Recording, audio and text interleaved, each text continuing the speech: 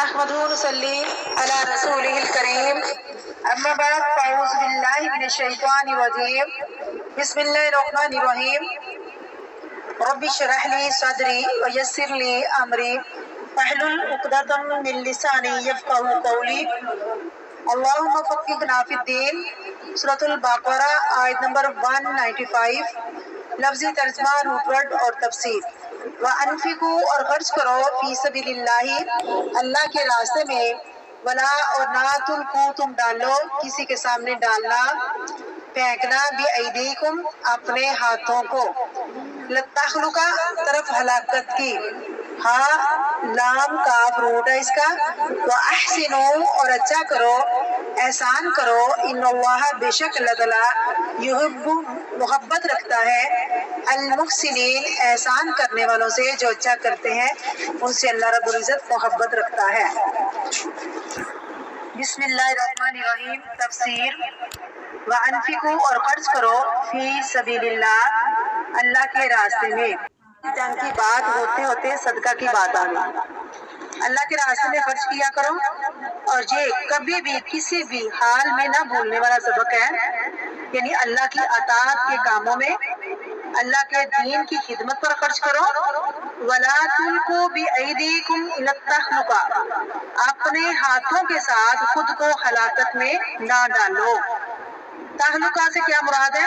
जब तुम खर्च करने के मौका पर खर्च ना करोगे तो खुद को नुकसान से बचा ना सकोगे।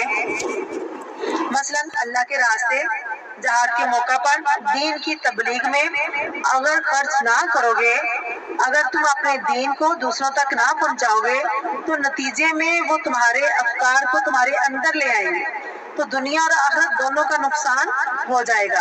अल्लाह के रास्ते में खर्च ना करना, खुद को हलाकत में डालना है। वह अहसिनु और एहसान करो, अच्छा करो, अल्लाह की इबादत में भी एहसान के दर्जे पर, और बंदों से मामला करते हुए भी एहसान के दर्जे पर। ध्यान रखना है, जानवरों से मामला करते हुए भी एहसान करो। अल्लाह की इबादत के मामले में एहसान क्या है? हज़रत जिब्रील अमीन की ये लंबी हदीस है, थोड़ा सा मैं बयान करूंगी। एहसान क्या है? इस तरह अल्लाह की इबादत करो गोया तुम उसको देख रहे हो।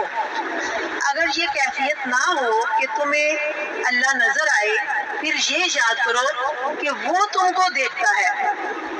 ये एहसान का दर्जा है। बंदों के साथ एहसान क्या है? वो जब तुम्हारे साथ अच्छा ना करे तो तुम उनके साथ अच्छा करो। जब वो तुम पर जुल्म करे तुम उनको माफ कर दो। जो तुम पर खर्च ना करे तुम उन पर खर्च करो। इन्नल्लाह युहिब्बुल मुहसिनीन, यकीनन अल्लाह मुहसिनीन से मोहब्बत रखता है।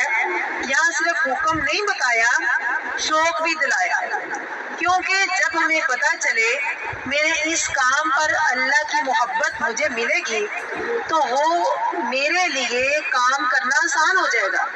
अब देखिए, इंसान जो भी माल कमाता है इसे वो अमूमन कहाँ खर्च करता है? अपनी औलाद पर, अपनी जात पर, अपने घर पर, खुद ही पर, अपनी जाती फायदे के लिए। जहाँ ये नहीं कहा जा रहा कि तुम अपने पर खर्च करो या अपने बाल बच्चों पे खर्च करो, क्या कहा जा रहा है? अल्लाह के रास्ते में खर्च करो, क्योंकि अपनी जात पर खर्च करने का फायदा अपनी जात को ही सिर्फ पहुंचता है। लेकिन इंसान जब अल्लाह के रास्ते में खर्च करता है, दूसरे लोगों पर खर्च करता है, तो उसका फायदा उनको भी है और आपको भी पहुंचता है।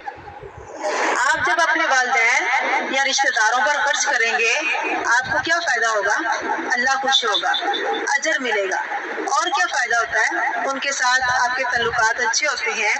और नबी करीम सल्लल्लाहु अलैहि वसल्लम ने फरमाया कि जो इंसान ये चाहता है कि उसकी उम्र लंबी हो तो उसे चाहिए कि वो अपने रिश्तेदारों पे खर्च करे। उनकी ज़रूरियात पूरी होती है, जब उनकी तकलीफ दूर होती है तो आपके दिल को सुकून हासिल होता है। जब आप माँ बाप पर खर्च करते हैं तो खुशी नहीं होती? कितनी खुशी होती है ना। یہ خوشی انسان کہیں سے خرید کر لا سکتے ہیں؟ بازار میں کیا کوئی دکان ہے خوشی کی؟ وہاں سے ذرا خوشی خرید لائے، خاص طور پر اگر وہ دین کے فائدے کے لیے خرچ کرتا ہے۔ جب دین پھیلے گا، دین عام ہوگا، لوگوں کے اخلاق سنوریں گے، لوگوں کے اندر سچائی آئے گی، لوگوں کے رویے میں تبدیلی ہوگی، تو اس سے پوری سوسائٹی کے اندر خوبصورتی آئے گی، ہر جگہ امن ہوگا۔ اگر سارے لوگ اللہ سے ڈرنے والے ہو جائیں تو کتنا امن ہو جائے گا۔ لیکن یہ کیسے ہو سکتا ہے؟ اسی وقت ہو سکتا ہے نا ان کو اللہ کی معرفت ہو، پہچان ہو، ان کو اللہ سے محبت ہو، کیونکہ بار بار تو تقویٰ کی بات ہے، تقویٰ سے کامیابی ملتی ہے۔ اور تقویٰ کب ملے گا؟ جب انسان نیک کام کرے گا، اللہ کا ڈر اپنے دل کے اندر پیدا کرے گا۔ اگر لوگوں میں تقویٰ نہیں، وہ جو کچھ کرتے ہیں وہ دنیاوی فائدے کے لیے کرتے ہیں، تو نتیجہ کیا ہوتا ہے؟ ہر کوئی خود غرض ہے، ہر کوئی اپنی ذات میں مگن ہے، سب کہتے ہیں مائے مائے مائے میرا۔ نتیجہ کیا ہے؟ کوئی تکلیف میں ہو، ہمیں اس کی پرواہ نہیں، ہم اپنے ہی چکر میں ہیں۔ اس لیے یہاں کہا جا رہا ہے اللہ کے راستے میں خرچ کرو، اگر نہیں کرو گے تو بخل کرو گے، اس راستے میں نہیں دو گے تو اپنے آپ کو خود اپنے ہاتھ سے ہلاکت میں پھینک دو گے، پھر تباہی ہونی ہی ہونی ہے، نقصان ہونا ہی ہونا ہے۔ اگر دین کے لیے خرچ نہ کرو گے، انسان خود کو کیسے ہلاکت میں پھینکتا ہے؟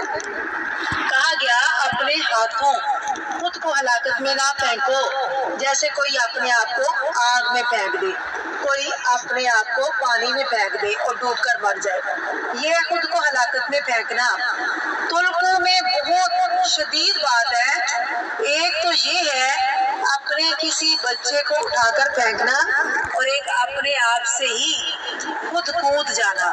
یہ نقصان بتایا جا رہا ہے، ذرا غور کریں تو ہمارے ایک ہفتے یا ایک مہینے کی جتنی بھی آمدنی ہوتی ہے، اس میں کتنا پرافٹ ہم دین کی ترقی، دین کی تبلیغ، دینی کتابوں کی تقسیم یا دینی اداروں کی سپورٹ میں خرچ کرتے ہیں۔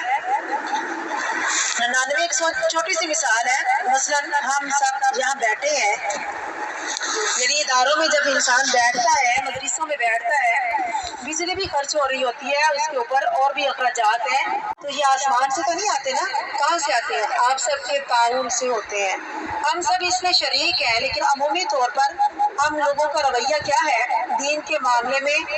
اگر کوئی فائدہ ہو سکتا ہے تو اٹھا لو، باقی ذمہ داری جو ہے وہ باقی لوگ اٹھائیں گے، وہ خود انتظامیہ اٹھائے گی، اپنے پاس سے پورا کرے گی۔ اس کا نتیجہ کیا ہوتا ہے؟ پراپر فیسیلیٹیز نہیں ہوتی، پھر ہم بلیم کرتے ہیں۔ کسی بھی مسجد میں جائیں، بہت گندی ہوتی ہے، صفائی وہ کیسے کریں؟ وہ تو گھر چلے جاتے ہیں، ہم بھی خود گھر چلے جاتے ہیں، اگر کسی اور سے کروانی ہے اس کے لیے پیسے چاہیے، وہ بھی نہیں دیتے، پھر ہم کس کو بلیم کر رہے ہیں؟ اگر کوئی صحیح ایگریمنٹ نہیں ہے تو کس کو بلیم کر رہے ہیں؟ اپنے آپ کو ہی کر رہے ہیں۔ اگر کوئی ٹیچر نہیں ہے، یہ ساری چیزیں کس چیز کا تقاضا کرتی ہیں؟ ہر چیز پر تو ہم خرچ کرتے ہیں، شادی پر بھی خرچ کرتے ہیں۔ ایک لڑکی ہے، وہ جاب کرتی ہے، پیسے بناتی ہے، کماتی ہے، پھر خرچ کرتی ہے، پھر واپس آ جاتی ہے، جہاں جہاں جانا ہو چلی جاتی ہے۔ تو سوچ رہی تھی ہم میں سے کوئی ایسا سوچتا بھی نہیں کہ میں خود کماؤں اور جو پیسے ملے اسے میں اپنی ذاتی کمائی کو دین کے راستے پہ لگاؤں۔ اگر ہر کوئی ایسا سوچے تو پھر اللہ کے لیے اللہ کی نظر میں بہت متقی بن